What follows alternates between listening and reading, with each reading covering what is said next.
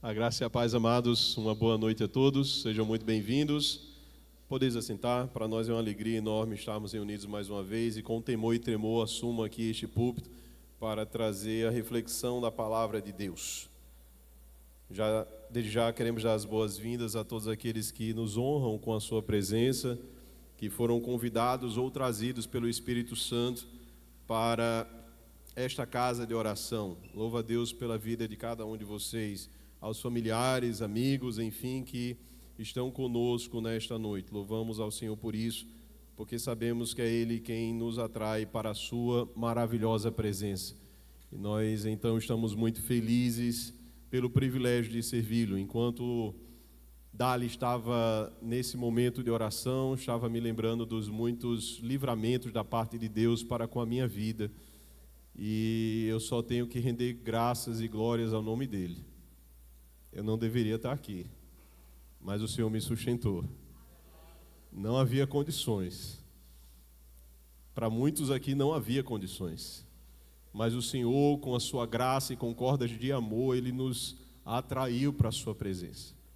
Nós não podemos nos esquecer da obra que Ele realizou, dos livramentos que Ele te deu, da bondade dEle para com a tua vida, do amor dEle demonstrado na cruz do Calvário. Deve ser motivo de eu e você nos humilharmos diante dEle. Cada vez que nós tivermos uma oportunidade, é ocasião para nós também nos humilharmos diante do Senhor. Porque Ele olhou para nós com um olhar de amor, nós não merecíamos. Nós não merecemos. Mas mesmo assim Ele te quis e Ele me quis. Não há nada de bom em nós que atraia a atenção de Deus, mas Ele, desde os planos eternos, Ele olhou para a sua história. E mesmo que você tenha andado em caminhos terríveis, mesmo assim Ele foi te reconduzindo na rota. E você está aqui nesta noite. É motivo de gratidão. É motivo de engrandecer ao nome do Senhor. É motivo de se humilhar diante da presença dEle. É motivo de se entregar, de se derramar. Você e eu temos motivos diante do Senhor. Meus amados, que privilégio. E nesta noite nós iremos trazer a reflexão da palavra de Deus. E nós sabemos muito bem que há um paradoxo, algo que é contrário ou lutam entre si, entre a carne e o Espírito. Constantemente, desde que nós compreendemos a mensagem do Evangelho, essa luta persiste na nossa caminhada. E nós não queremos, muitas vezes, estar nesses embates e nessas lutas. Queremos estar em uma posição de pessoas mais fortalecidas no Senhor e na força do seu poder. Mas quantas vezes na nossa caminhada nós nos vemos fraquejando por causa da nossa velha natureza, querendo nos puxar para as práticas que desagradam ao Senhor Jesus. Quando olhamos para a carta aos Romanos, no capítulo 8, nós vamos observar que quem está na carne não pode agradar a Deus. Olhamos para Gálatas capítulo 5, versículo 17, lá está escrito que há uma luta entre a carne e o Espírito. Então, como nós podemos de fato ter uma verdadeira espiritualidade que agrade ao Senhor? Como nós podemos andar nessa terra, mesmo nesse conflito interno, aonde a teologia vai denominar como o já e o ainda não, o já salvos pelo sangue de Jesus Cristo, mas o ainda não, porque estamos aqui, o já santos, porque Ele nos santificou, mas ainda no processo de santificação, o já sendo herdeiros da bendita esperança da glória de Deus, mas ainda não estamos nos céus, estamos aqui na terra. Como essa espiritualidade ela pode então agradar ao Senhor Jesus Cristo? E a passagem que nós iremos refletir nesta noite, uma perícope, ou na verdade algumas perícopes, que vão nos trazer então alguns ensinamentos pelo próprio Senhor Jesus Cristo. Eu gostaria que você abrisse a sua Bíblia no Evangelho segundo escreveu Lucas, capítulo 9, a partir do versículo 18. Jesus nos ensina a verdadeira espiritualidade. Esta é a temática que nós iremos abordar na reflexão desta noite. Buscaremos ser breves, porém não seremos omissos com relação às passagens que nós iremos meditar. Evangelho segundo escreveu Lucas, capítulo 9.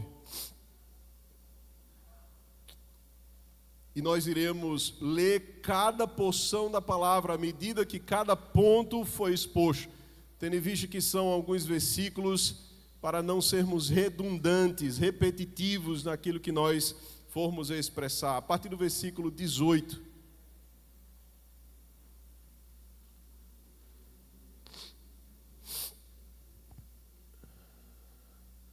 Quero dar os parabéns à igreja porque está vindo mais para frente, vai merecer uma estrelinha na saída.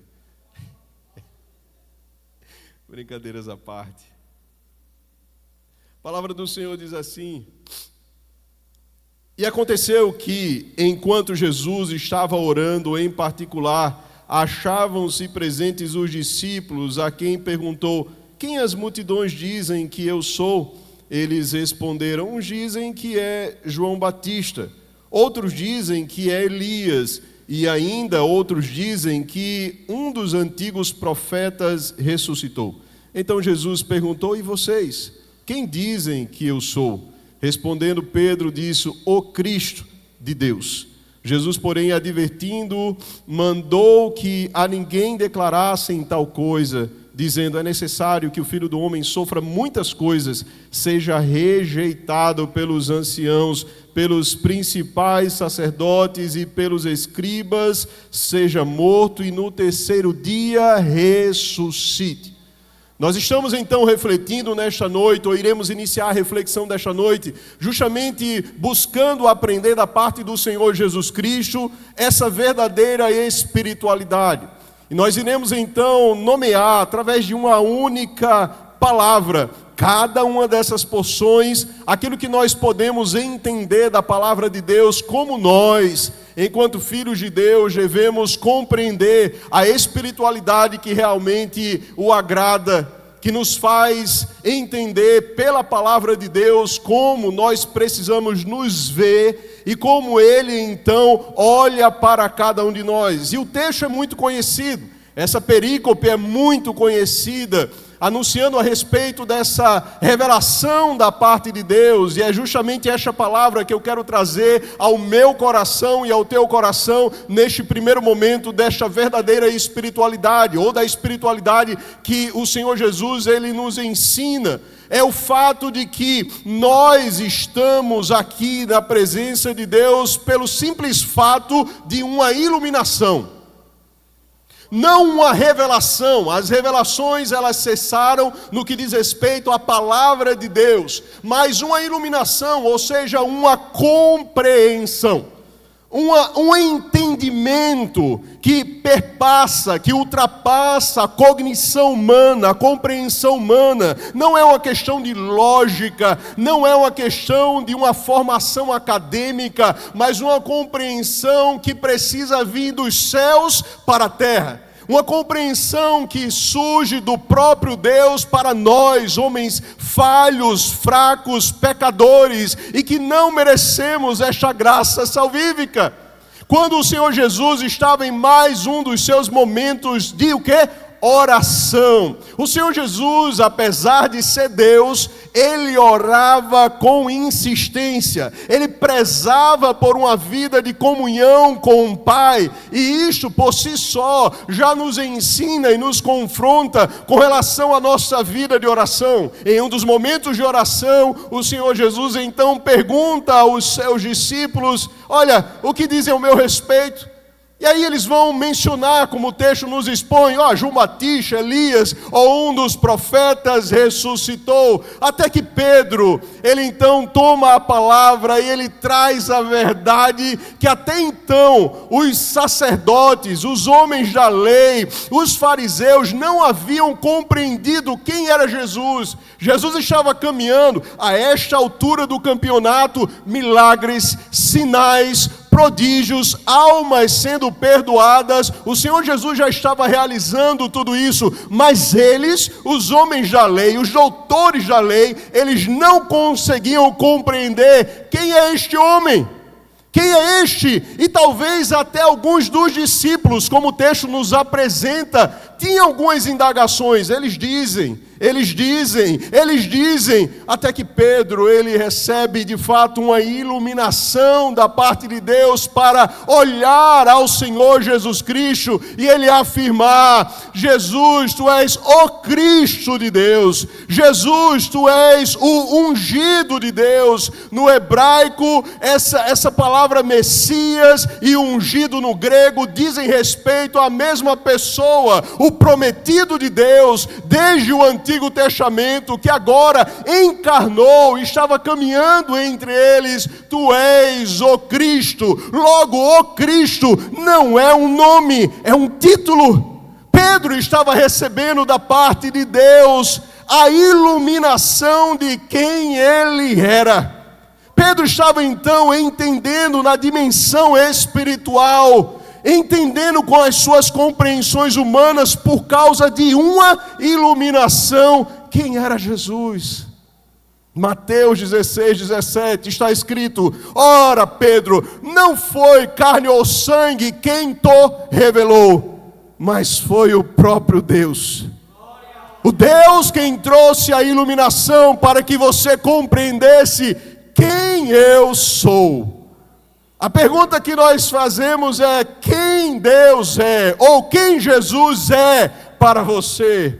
Sabemos, é o Filho de Deus, sabemos, estamos aqui todos os cultos, mas na prática da sua vida, porque parece-nos tão lógico. Nós anunciamos a mensagem do Evangelho e nós, que entendemos a mensagem, não entendemos. Por que essa pessoa não se arrepende dos seus pecados?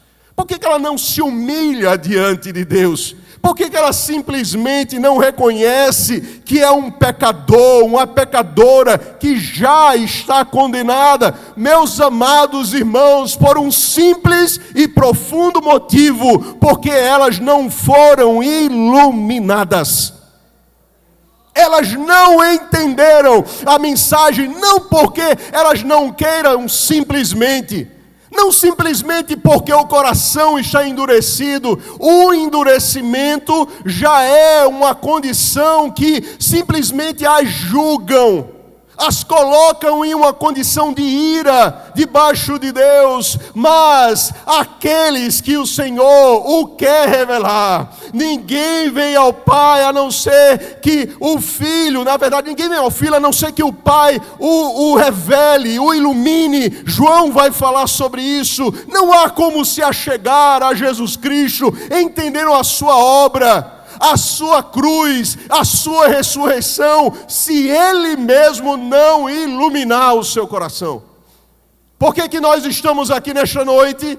Porque um dia Ele nos iluminou, em nossas trevas, em nossos caminhos terríveis, aprisionados. Ele olhou para nós e Ele simplesmente gerou vida naquilo que estava morto. O nosso homem espiritual, Efésios 2 nos garante, estávamos mortos em delitos e pecados, mas Ele nos vivificou. O morto não responde. Não há um cenário melhor para descrever essa compreensão espiritual do que em um velório.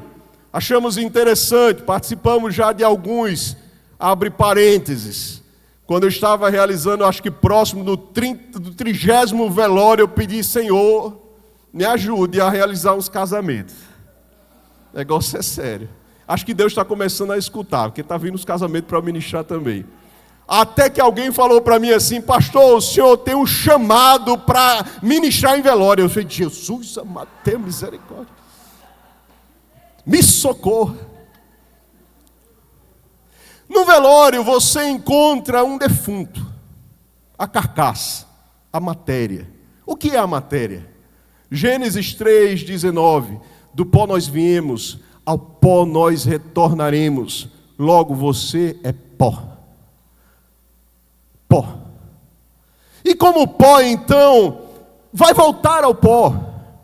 Mas nós vemos pessoas no entorno amarguradas ou arrependidas pelo fato, ou pelo menos algumas delas, de não ter valorizado aquela pessoa, de não ter reconhecido a sua importância, de não ter correspondido a quem ela era. E ela não responde. Por quê? Porque ela está morta. Da mesma forma, é a condição espiritual de todo aquele homem que nasce. Ele nasce mortos em delitos e pecados. Por mais que se chore, por mais que se queira, ele não consegue compreender. Por quê? Porque está morto. E por que você está aqui? Porque Ele te iluminou, Ele te mostrou as suas trevas. A verdadeira, então, espiritualidade começa com a compreensão de que você não está aqui nesta noite por sua livre demanda, por sua livre iniciativa, porque você entendeu por si mesmo quem Deus é. Olha, José, Maria, qualquer um que esteja nesta noite, estão aqui, porque não foi carne nem sangue quem tu revelou, mas foi o Espírito Santo de Deus.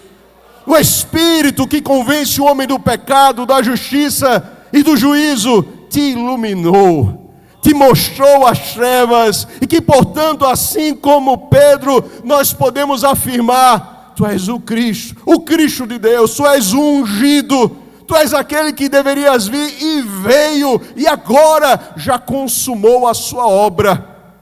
Veio, encarnou, se entregou, mas ao terceiro dia ressuscitou. Estamos então aqui na presença de Deus, porque nós fomos iluminados por esta graça maravilhosa. Nós compreendemos quem Ele é, mas também entendemos quem nós somos. Sem Ele nós estamos perdidos, não somos nada. Por mais que nós possamos e conquistemos coisas nessa terra, isso não tem nenhum valor espiritual. Mas quando há compreensão do Evangelho, que é uma pessoa, o Cristo, Jesus, nossa vida é completamente restaurada. E agora a divisão, a separação que existia entre o homem e Deus é refeita por causa de Jesus Cristo de Nazaré. Quem eu sou? Uma iluminação para poder responder. Você pode responder porque você já ouviu. Mas outra coisa é quando este Cristo, o ungido de Deus, Ele chega na tua vida e Ele faz parte da tua história e Ele muda a tua trajetória. Então você de fato compreendeu quem eu sou. Iluminado. Porque você está aqui? Porque você foi iluminado. Porque Pedro pôde reconhecer quem era Jesus? Porque ele foi iluminado. Porque o povo de Deus está caminhando na sua presença, porque foram iluminados. Hoje nós encerramos uma rua no evangelismo, e nós concluímos o evangelismo em uma boca de fumo. Aproximadamente 5 jovens tatuados, claramente pelo que se vê nos noticiários, tatuagens que denotavam parte de gangues ou de facções.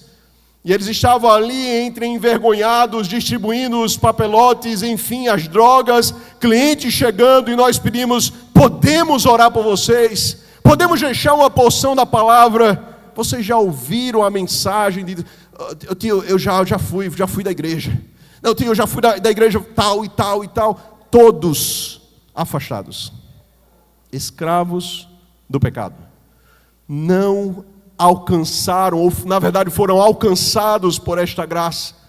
Quantos e quantas pessoas estão assim, se enganando no meio da igreja, até estão aqui no meio do povo de Deus, mas não entenderam. Logo, meus amados, não é uma questão de você responder porque você aprendeu na aula do discipulado. É se de fato Ele é o Cristo, o ungido de Deus na tua vida. É se de fato Ele transformou a tua história, se Ele realmente fez sentido na tua vida, e agora você está aqui porque verdadeiramente Ele te libertou, porque se o Filho te libertar, verdadeiramente sereis livres. Primeiro aspecto de uma verdadeira espiritualidade, a compreensão de que nós fomos iluminados. Iluminados por essa graça, através da palavra, o Espírito Santo usando a palavra para te fazer compreender a tua condição. Mas também, um segundo momento que nós poderíamos abordar na perícope seguinte, é que a verdadeira espiritualidade implica, nos impele, nos empurra também a um compromisso. Não é apenas uma iluminação, uma compreensão, em glória a Deus, aleluia, tenho convicção da minha salvação, isso é bênção, glória a Deus, mas também um compromisso. Você tem compromisso com Deus, você sabia disso? Você tem compromisso com Deus, você serve nesta casa de oração, eu, humanamente falando, tenho compromisso com a igreja, mas a igreja também tem compromisso. Os amados irmãos têm compromisso com a igreja, mas acima de tudo vocês têm compromisso com Deus. E o texto então se segue, ele nos ensina, Jesus dizia a todos, versículo 23, se alguém quer vir após mim, negue a si mesmo. Dia a dia, tome a sua cruz e siga-me. Pois, quem quiser salvar a sua vida, a perderá. E quem perder a vida por minha causa, esse a salvará. De que adianta uma pessoa ganhar o mundo inteiro e perder-se ou causar dano a si mesma? Pois quem se envergonhar de mim e das minhas palavras dele, se envergonhará o Filho do Homem, quando vier na sua glória e na glória do Pai e dos santos anjos. Em verdade lhes digo que alguns dos que aqui se encontram não passarão pela morte até que vejam o reino de Deus. Compromisso. E ele começa então fazendo um convite. Jesus estava falando e conversando com os seus discípulos, mas agora ele faz um convite geral. Se alguém quer vir, do meio do populacho, do meio da multidão. Sabe por que Jesus estava falando isso? Meus amados, porque se você voltar à sua página, a partir do versículo 10, o Senhor Jesus havia realizado um milagre da multiplicação dos pães e dos peixes. Muitos que estavam seguindo ali o Senhor Jesus, não estavam querendo Jesus, não queriam compromisso com Ele, eles queriam as benesses que Jesus poderia dar. Não é muito diferente no meio da igreja, de muitas igrejas hoje. Pessoas que estão buscando a Jesus pelo que Ele pode dar. Mas aí Jesus faz um convite geral. Porque para seguir a esse convite, é inevitável que este homem ou esta mulher, de fato, ele tome uma decisão e entenda que há um custo em ser discípulo de Cristo. O Senhor não chamou simpatizantes do Evangelho, não. O Senhor não chamou amigos do Evangelho, não. Ele chamou discípulos. E discípulos devem se parecer com o seu mestre. E discípulos imitam o seu mestre. E discípulos seguem o caminho que o mestre seguiu. Se alguém quer vir após mim, venha. Primeiro aspecto dessa fala de Jesus, quer vir após mim, quem está aqui, venha. Quer seguir ao Senhor Jesus Cristo, venha do jeito que você está, cansados, sobrecarregados, que eu vos aliviarei, venham. Quer seguir a Jesus, venham. Quer pertencer ao povo de Deus, venha. Mas entenda algo, negue-se a si mesmo em primeiro lugar. O negar-se a si mesmo, meus amados, diz respeito a renunciar toda a minha prática que entristece a Deus e que me afasta de Deus. As cobiças, as mentiras, as invejas, as fofocas, a ganância, a porneia, ou seja, toda a imoralidade sexual. Negue-se a si mesmo. Quer vir após mim? Tome uma decisão. Largue os vícios. Quer vir após mim? Então tenha uma atitude na força do Espírito Santo. Não pensem que eu quero perto de mim bajuladores. O Senhor não precisa de pessoas. Aliás, Jesus é quem vai afirmar: vocês também não querem ir embora com os seus discípulos?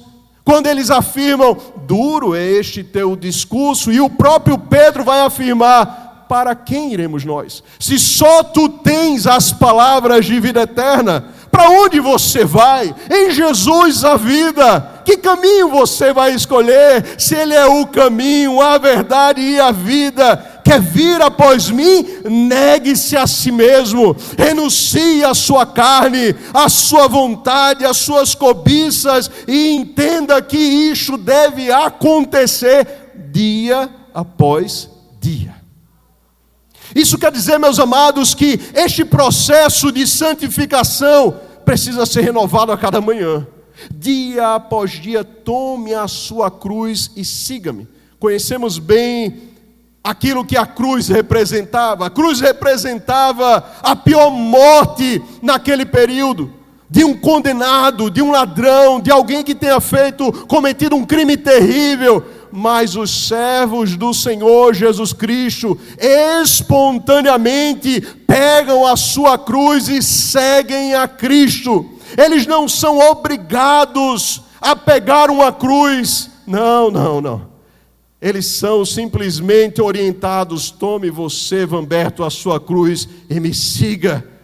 Pegue o peso das consequências da sua renúncia em obediência a Cristo e me siga. Cruz simboliza morte. Morra para si mesmo, renuncie às suas vontades e demonstre isso todos os dias da sua vida. Simplesmente esqueça que você agora é servo de Deus na verdade. A sua velha vida já não deve te pertencer mais, e que, portanto, eu e você precisamos nos anular para seguir a Cristo. É verdade, não é de qualquer jeito. Te chama como está, mas para permanecer tem que renunciar. Encontrou a pérola de grande valor? Renuncie. Entendeu a mensagem do Evangelho? Foi iluminado? Tenha compromisso com Deus. Não é compromisso com o homem, mas compromisso com Deus. A lógica, logo, do Evangelho é contrária à lógica do mundo. O que é que o mundo, então, nos ensina? O egoísmo. Corra, construa, edifique. Tome para si títulos, bens, posses, pessoas. Queira ser grande, torne o seu nome conhecido. Mas o Evangelho nos ensina: pois quem quiser salvar a sua vida, a perderá. E quem perder a vida por minha causa, a salvará. A lógica do reino é diferente. É perdendo o que se ganha. Não é acumulando coisas nessa terra, mas nos céus, aonde nós temos uma herança bendita, maior do que qualquer herança nesta terra. O Senhor Jesus nos chama nesta noite: sejamos acumuladores nos céus e não aqui nesta terra. Vamos ler uma passagem de 1 Timóteo. Abra sua Bíblia em 1 Timóteo, capítulo 6, se eu não estou enganado.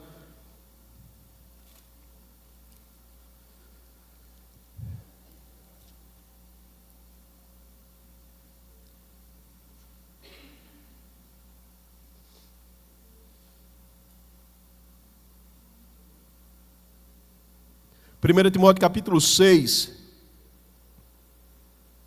a partir do versículo 6, a palavra do Senhor diz assim: de fato, grande fonte de lucro é a piedade com contentamento, porque nada trouxemos para o mundo, nem coisa alguma podemos levar dele, tendo sustento e com o que nos vestir, estejamos contentes. Mas os que querem ficar ricos caem em tentação, em armadilhas e em muitos desejos insensatos e nocivos, que levam as pessoas a se afundar na ruína e na perdição. Porque o amor ao dinheiro é a raiz de todos os males, e alguns nesta cobiça se desviaram que diz a sua Bíblia? Se desviaram e atormentaram a si mesmos com muitas dores. Mamon é um Deus, dinheiro é um Deus. Muitos no meio do povo de Deus às vezes se embaraçam, porque estão muito preocupados e influenciados pela lógica do mundo, que é ganhar a sua vida perca a sua vida. Meus amados, com isso eu não estou querendo dizer que você tem que deixar os seus bens aqui. O livro de Atos nos ensina muito bem a respeito de Ananias e Safira. Ele vai dizer então, confrontando a este casal que entrou em concórdia contra Deus: a propriedade não era de vocês? Por que vocês então trouxeram a parcialidade? A questão aqui não era trazer a totalidade, mas o combinar para mentirem contra Deus. Os bens eram de propriedade privada, eles doavam se eles quisessem. A questão aqui não é essa, a questão é onde está o teu coração. Aonde estiver o teu tesouro, aí estará o teu coração. E por causa destas coisas, muitos têm se embaraçado, corrido, labutado, conquistado. Glória a Deus. Vença, progrida, avance, abra negócios, ganhe dinheiro, mas não seja esta a motivação do teu coração. Isto não é o mais importante. Jesus então está nos ensinando: quer ganhar a sua vida? Perca. Quer ser achado em Cristo? Então você e eu precisamos renunciar. Voltando então para Lucas, nós vamos observar que o Senhor Jesus está orientando alguns princípios sobre o compromisso. Diante do compromisso de Cristo, além dessas questões, não se envergonhe de mim. Eu posso afirmar com clareza que ao longo da caminhada eu já me envergonhei de Jesus algumas vezes, sobretudo lá no início. Eu tinha vergonha de andar com a Bíblia, tinha vergonha de anunciar o Evangelho, eu tinha vergonha de dizer quem eu era, e eu lembro-me muito bem que eu já tive vergonha de dizer que era filho de pastor. Porque a zombaria era tão grande no meio da escola que eu decidi me omitir. E meus queridos e amados irmãos, aqui a maioria dos irmãos são de maturidade na caminhada, ou pelo menos deveriam ser, mas talvez alguns no meio de nós, quantas vezes silenciaram quando você poderia: eu sou servo de Deus, eu temo ao Senhor. Sabe por quê? A consequência de se envergonhar de Jesus aqui nessa terra está aqui no texto. Ele também se envergonhará de você naquele grande dia. Ou você é filho de Deus, ou você não é. Ou você teme a Deus, ou você não teme. Ou eu e você abraçamos essa mensagem do Evangelho, ou então o que você está fazendo aqui? Compromisso. Compromisso. Tenha compromisso com Deus e entenda que há recompensa. Não faça pela recompensa, mas em contrapartida entenda: não há alguém que deixe pai, mãe, filhos, irmãos, que ganhe 100 vezes mais nessa terra e também no porvir.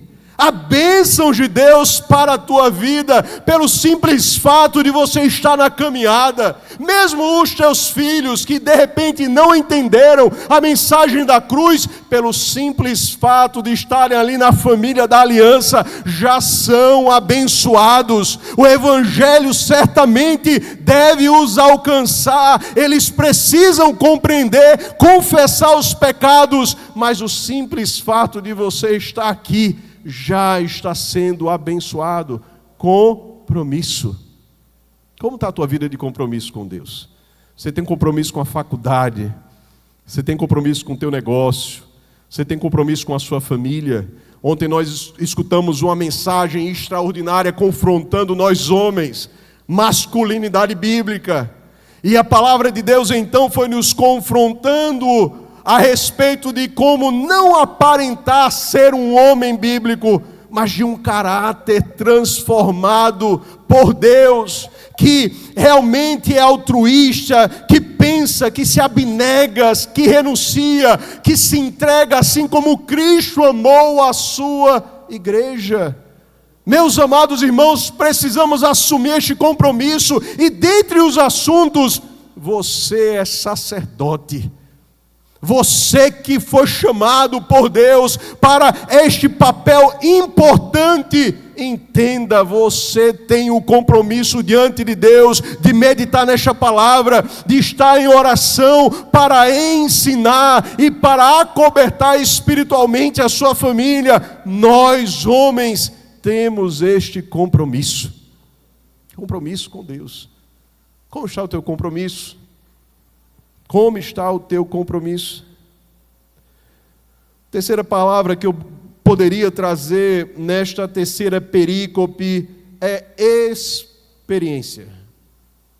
Primeiro, iluminação. Segundo, compromisso.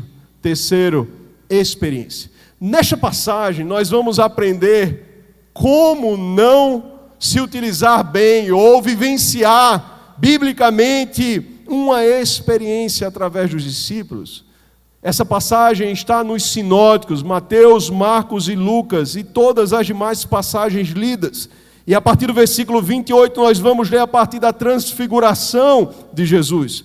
E o texto então nos ensina, cerca de 8 dias depois de proferidas estas palavras, Jesus levou consigo Pedro, João e Tiago e subiu ao monte com o propósito de orar. E aconteceu que, enquanto ele orava, a aparência do seu rosto se transfigurou e a roupa dele ficou de um branco brilhante. E eis que 2 homens falavam com ele, eram Moisés e Elias, que apareceram em glória e falavam da morte de Jesus que ele estava para cumprir em Jerusalém. Pedro e seus companheiros estavam caindo de sono, mas conservando-se acordados, viram a glória de Jesus. E os 2 homens que estavam com ele, quando estes começaram a se afastar de Jesus, Pedro lhe disse: Mestre, bom é estarmos aqui. Façamos 3 tendas, uma para o Senhor, outra para Moisés e outra para Elias. Porém, Pedro não sabia o que estava dizendo. Enquanto assim falava, veio uma nuvem e os envolveu, e ficaram com medo ao entrar na nuvem. E dela veio uma voz que dizia: Este é o meu filho, o meu eleito, escutem o que ele diz. Depois daquela voz, perceberam que Jesus estava sozinho. Eles ficaram calados e naqueles dias não contaram nada a ninguém a respeito do que tinham visto. Que experiência maravilhosa!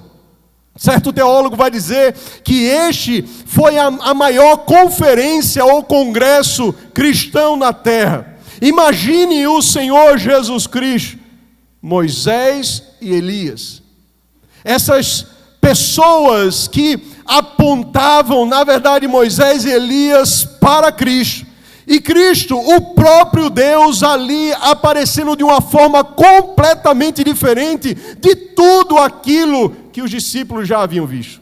Repito, Jesus a esta altura do campeonato já havia salvado, curado, libertado, realizado grandes sinais, mas neste momento Jesus está demonstrando toda a sua glória, ou um vislumbre da sua glória, diante desses 3 homens. Esses 3 homens tiveram o privilégio de, mais uma vez, sendo mais próximos de Jesus, ter experiência que os demais não estavam tendo lá no pé do monte. Eles estavam agora tendo a oportunidade de ver a glória do Senhor Jesus Cristo. E quando nós lemos no versículo anterior, versículo 27, quando ele afirma que alguns dos que aqui se encontram não passarão pela morte até que vejam o reino de Deus, os estudiosos vão apontar pelo menos 3 alternativas. A primeira delas é que, de fato, esse vislumbre da glória de Deus, do reino de Deus, se deu na transfiguração. Outra, que eles veriam a ascensão do Senhor Jesus Cristo. E a última, a descida do Espírito Santo. Todas estas se cumpriram na vida destes homens. Esses homens então experimentaram da parte de Deus, do Senhor Jesus, este momento enquanto mais uma vez ele orava. Quem orava? Jesus orava. O que os discípulos estavam fazendo? Dormindo. Enquanto orava, ele estava sendo transfigurado e com todo o seu resplendor e glória, estava demonstrando quem de fato ele era. Jesus é Deus, Jesus ele se transfigura com todo o seu poder e toda a sua glória. Mas o que os seus discípulos estavam fazendo, meus amados? Dormindo e repetidas vezes nos sinóticos com medo.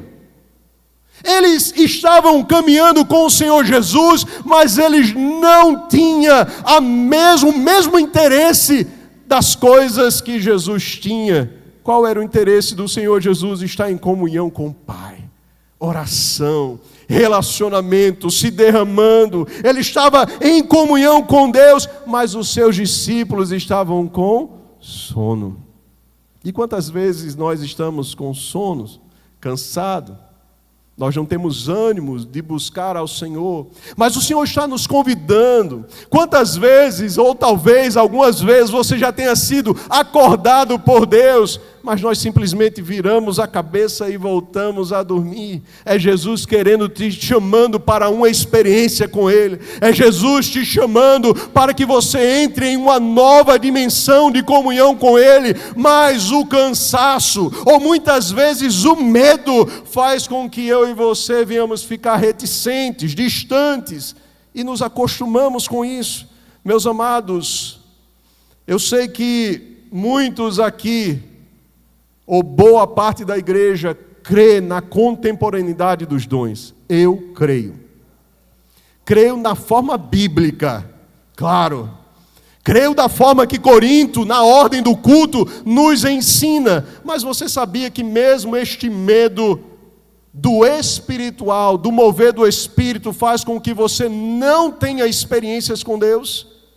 Faz com que você se acostume com o natural? Faz com que você entra e saia da casa do Senhor com aquela mesma religiosidade, porque tem medo do mover do Espírito Santo. Tem medo que Deus, como alguns dizem, te pegue. Quantos já não oram mais por dons? Quantos já não querem, não anseiam mais por experiências novas com Deus? Quantos estão em uma igreja pentecostal, mas que não crê mais? Decidiram se fechar pelo medo. O Senhor Jesus está te chamando para experiências com Ele, e você simplesmente está colocando de lado, rejeitando. Meu amado irmão e minha amada irmã, o verdadeiro amor lança fora todo medo. O Senhor Jesus, Ele quer te usar com ousadia do Espírito Santo, com poder nesta terra. Não é pela compreensão humana, mas é o poder de Deus que age através de nós. Você não tem nada, você não tem mérito, mas que coisa linda quando Deus usa um servo e uma serva de Deus para coisas que nós não entendemos, mas que no agir do Espírito, uma palavra desfaz a obra de Satanás, uma oração alivia a opressão de uma pessoa. Deus continua usando a sua igreja, e Deus continua a querer realizar sinais, prodígios e maravilhas no meio da igreja do Senhor. Mas você está se fechando, você está desacreditado, você nem sequer mais quer experimentar, você talvez nem ore mais por isso, e ali está Jesus, vivendo a comunhão com o Pai, e os discípulos simplesmente rejeitando.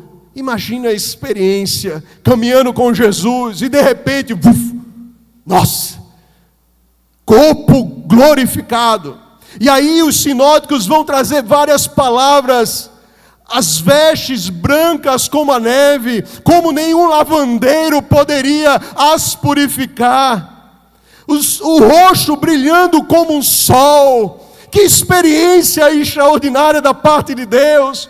Mas o que os discípulos estavam fazendo, meus amados, eles não estavam aproveitando a experiência que eles tinham a possibilidade de ter com o Senhor Jesus na caminhada. E quantos no meio do povo de Deus estão assim, sem aproveitar?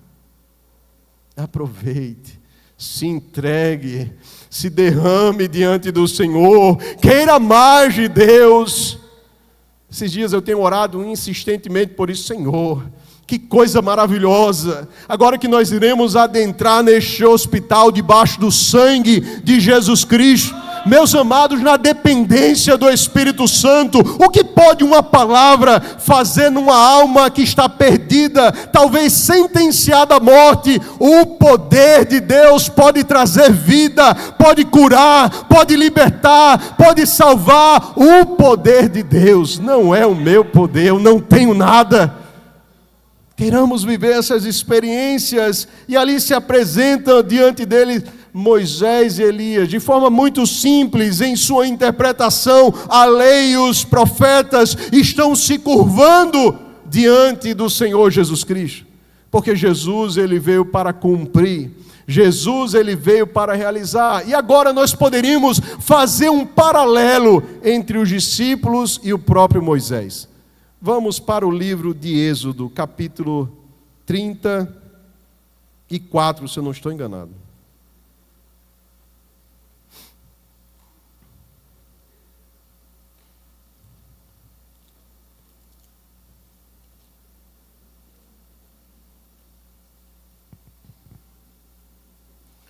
Capítulo 34,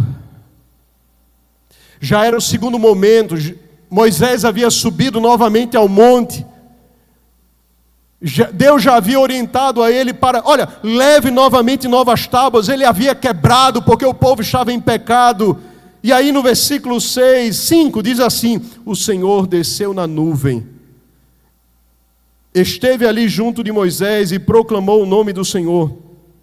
O Senhor passou diante de Moisés e proclamou: o Senhor Deus compassivo e bondoso, tardio em irar-se e grande em misericórdia e fidelidade, que guarda a misericórdia em 1000 gerações, que perdoa a maldade, a transgressão e o pecado, ainda que não inocente o culpado, e visita a iniquidade dos pais nos filhos e dos filhos nos filhos, até a 3ª e 4ª geração. E imediatamente Moisés curvou-se para a terra, adorou o Senhor e disse: Senhor, se agora alcancei favor diante de ti, continua no meio de nós, porque este povo é teimoso. Perdoa a nossa iniquidade e o nosso pecado e toma-nos por tua herança. Percebe a diferença? Enquanto Pedro, Tiago e João, diante do vislumbre daquele momento extraordinário do manifestar da glória de Deus, eles estavam dormindo, indiferentes. Moisés estava se humilhando diante de Deus. Enquanto ele estava no esplendor da glória, os discípulos estavam indiferentes. Mas se você virar a página, versículo 29, você vai ler o seguinte: quando Moisés desceu do monte Sinai, tendo nas mãos as 2 tábuas do testemunho, sim, quando desceu do monte, Moisés não sabia que a pele do seu rosto resplandecia depois de Deus ter falado com ele. A glória de Deus manifestando na vida daquele que reverencia no momento da manifestação da sua glória. Os discípulos não estavam aproveitando aquela ocasião, mas e você? Nós não estamos aqui para acusar os discípulos, mas para avaliar a sua e a minha vida. Você tem aproveitado a manifestação de Deus, porque Deus tem falado nessa casa. Deus tem ministrado aos corações, pelos louvores, pelas muitas orações, sobretudo pela sua palavra. O que é que você tem feito com tudo isso? Você tem deixado de lado, desconsiderado, ou você tem valorizado? Os discípulos não estavam valorizando. E aí Pedro tem uma ideia assim extraordinária: Senhor Jesus, vamos equalizar aqui essas 3 pessoas, vamos fazer 3 tendas. O texto diz: porque ele não sabia o que falar. E às vezes nós estamos assim no meio de experiências com Deus. Nós não sabemos o que falar. E muitas vezes falamos besteiras. Pedro estava ali, talvez na sua compreensão humana, querendo igualar o resplendor da glória do Senhor Jesus Cristo com Moisés e com Elias, talvez simplesmente pelo fato de querer postergar, aumentar o tempo naquela presença, mas o fato é que a Bíblia afirma, ele não sabia o que ele estava falando, ele estava perdido, ele estava desconectado. Irmão, ora aí, Senhor Jesus, o jogo do futebol, por que vai ser desconectado? Às vezes você está falando uma negativa na pregação, dê glória a Deus, a igreja, glória a Deus, desconectado, sem saber o que falar. Mas aí o texto então continua, enquanto assim falava, veio uma nuvem e os envolveu, e ficaram com medo. Mais uma vez os discípulos ficaram com medo ao entrar na nuvem, e dela veio uma voz que dizia: este é o meu filho, o meu amado, eleito, escutem o que ele diz. Este é o meu filho amado. Este é o meu filho amado, escutem o que ele diz. Este é o meu filho amado, escutem o que ele diz. Esta é a palavra amada, escutem o que ela diz. Este é o meu filho amado, meditem nesta palavra. Este é o meu filho amado, escutem o que ele diz. A lei e os profetas estão reconhecendo, é o Cristo, o ungido. E os discípulos lá em Mateus, mais uma vez, caem de medo. E Jesus então, com o seu gesto doce e amável, se aproxima destes homens, toca neles e diz: levantem-se, não tenha medo. Meus amados, diante das experiências com Deus, não tenha medo. Queira tudo que Deus quer dar para a sua vida e para a igreja, e rejeite toda obra da carne. Mas queira tudo de Deus sem reservas. Se entregue, tenha experiências com Deus. Os discípulos não souberam aproveitar. E sabe para que tudo isso? Iluminados, tendo um compromisso, tendo experiências para nós colocarmos em prática. A partir do versículo 37, a Bíblia diz assim: no dia seguinte, quando eles desceram do monte, uma grande multidão veio ao encontro de Jesus. E eis que do meio da multidão surgiu um homem dizendo em alta voz: Mestre, peço que o Senhor olhe o meu filho, porque é o único que tenho. Um espírito se apodera dele e de repente o menino grita e o espírito convulsiona até espumar, e dificilmente o deixa depois de o ter maltratado. Pedi aos seus discípulos que o expulsassem, mas não puderam. Jesus exclamou: ó geração incrédula e perversa, até quando estarei com vocês e terei de aguentá-los?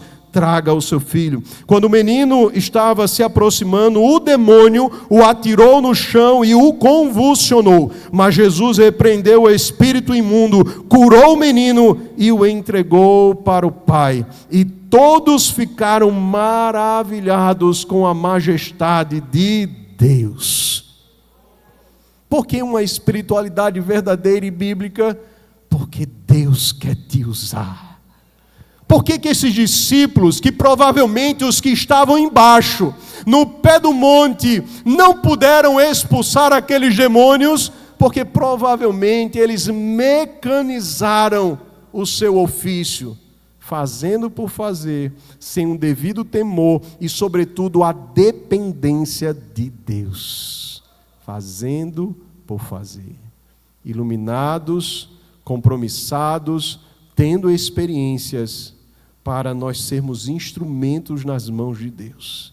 Esses discípulos poderiam, mediante a todas as suas experiências e a autoridade outorgada pelo próprio Cristo, realizar aquela obra de libertação, mas por que não realizaram? Porque provavelmente não estavam na dependência do Espírito Santo. Mesmo as mais extraordinárias experiências não lhe dão o direito de andar com os seus próprios pés, achando que de si mesmo pode fazer alguma coisa, dependa do Espírito Santo de Deus. É Ele quem faz todas as coisas. Sem mim nada podeis fazer. Dependamos do Espírito Santo. Deus, Ele quer nos atrair para uma verdadeira espiritualidade, uma atitude diferente diante da caminhada com Deus. Ele quer te usar, Ele quer se revelar a você, mas Ele também espera de mim e de você compromisso. Sabe para quê? Para que todos olhem e fiquem extasiados com a majestade de Deus. Você pode permanecer do jeito que está, ou você pode dar um passo de fé nesta noite e dizer: Senhor, eu quero. Eu quero. Porque muito se fala nessa casa sobre um único dom, o dom de línguas, mas ninguém ora por interpretação, ninguém ora por cura, ninguém ora por tantos outros sinais que a palavra de Deus nos ensina. Tem alguma coisa errada na nossa fé. E eu e você podemos sim ter essa espiritualidade, com alguns desses passos que nós vimos na palavra de Deus nessa noite, e tantos outros que nós poderíamos expressar. O Senhor Jesus, Ele te chama nesta noite para um passo de fé, de mais comunhão e de mais dependência dEle. Fiquemos em pé, em nome de Jesus. Aleluia.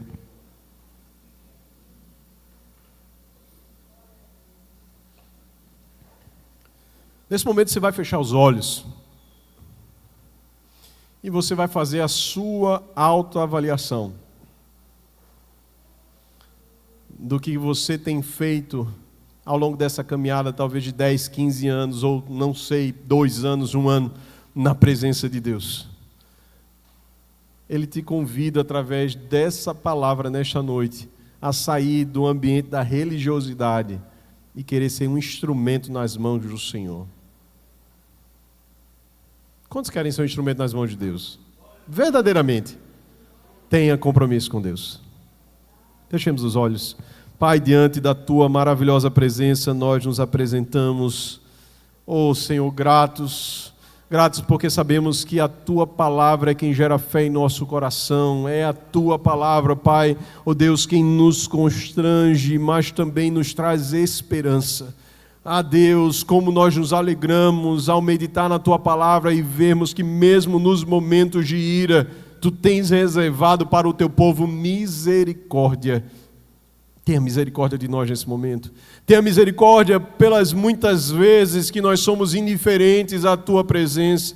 Tenha misericórdia que mesmo após a sermos iluminados pela revelação de quem Tu és, nós somos tão sem compromisso. Tenha misericórdia de nós, Senhor, porque muitas vezes temos falhado em sermos instrumentos de bênção na vida daqueles que estão oprimidos por causa do pecado.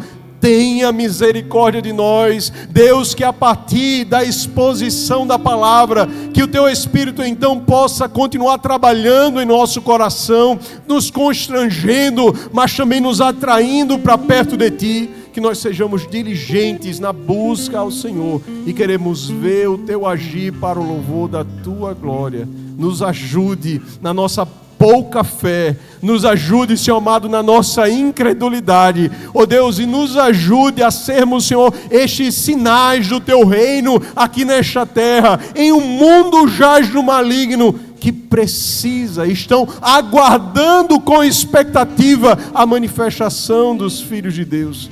Nos ajude, é assim que eu oro, pela minha vida e pela vida dos meus amados irmãos, em nome de Jesus, amém e amém. Glória a Deus.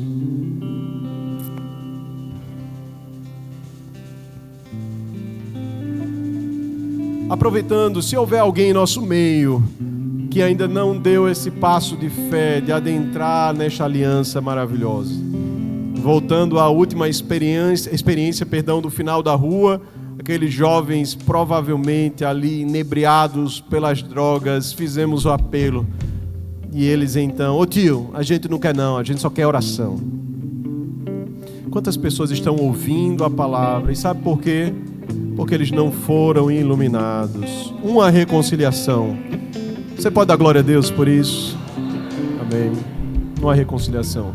Alguém mais em nosso meio que dando esse passo de fé, crê que Deus ele é poderoso para te sustentar, apesar da sua fraqueza humana na presença dele. Alguém mais em nosso meio?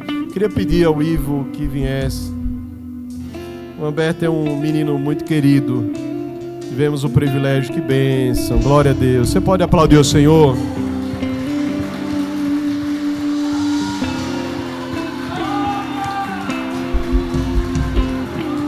Aleluia, aleluia.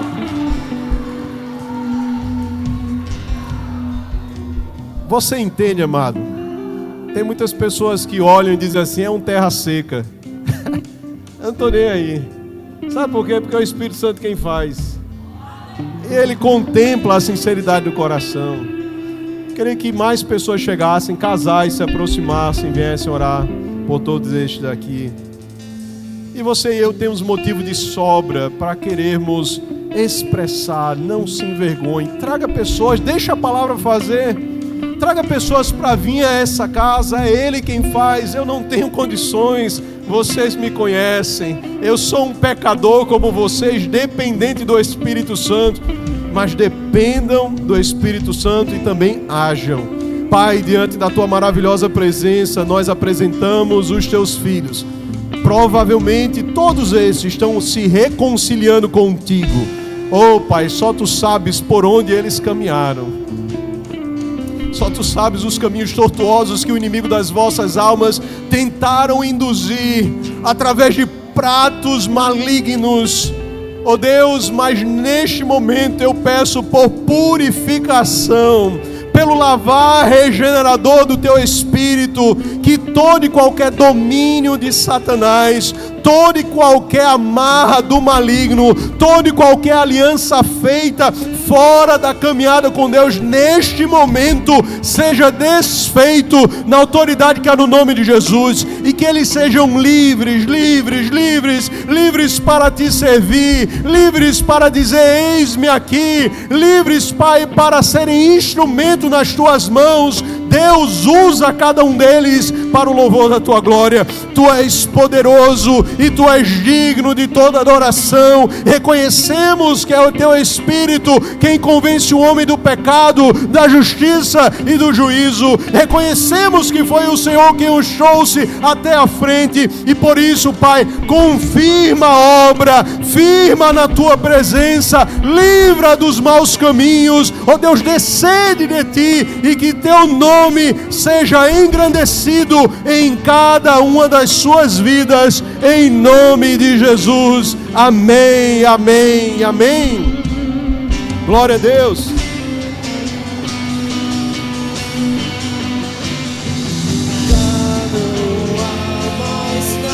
Bem-vindo à família do Pai.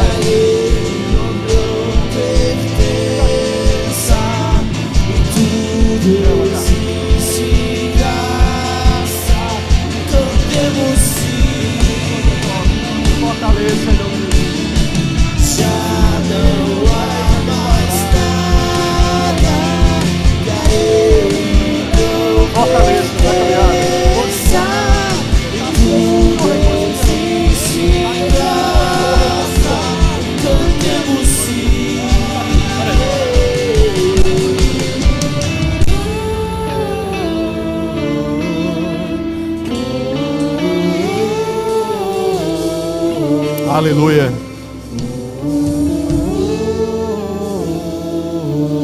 Eu queria que todos vocês ficassem aqui de frente para a igreja. Aqueles que tomaram este casal maravilhoso, tomou a decisão diante do Senhor. Venha para cá, fica aqui de frente para a igreja, para você conhecer a família de Deus, a tua família, para nós darmos as boas-vindas. Este casal, teu nome? Luciano e Catarina estão dando um passo de fé, estão entregando as suas vidas a Cristo. Eis o casal aqui da família de Petrônio, nossa, muito amados. Também, glória a Deus, tudo família de Petrônio. Tá vendo? Traga os familiares, tragam amigos e vizinhos, se reconciliando com o pai. Ivan Beto é um querido do coração também. Muito me alegro em ver esse passo de fé. Agora, o que é que a igreja tem a falar aos amados irmãos em Cristo? Sejam bem-vindos à família de Deus. 1, 2, 3, vamos lá. Agora eu vou fazer uma oração e vocês vão repetir. Amém? Senhor Jesus, nesta noite, eu entreguei a minha vida a Ti, ou me reconciliei, e nesse passo de fé, me ajude na caminhada, me ajude a não olhar nem para a direita, nem para a esquerda, mas somente para o Senhor, autor e consumador da minha fé, em nome de Jesus, amém. Dá uma salva de palmas a Jesus.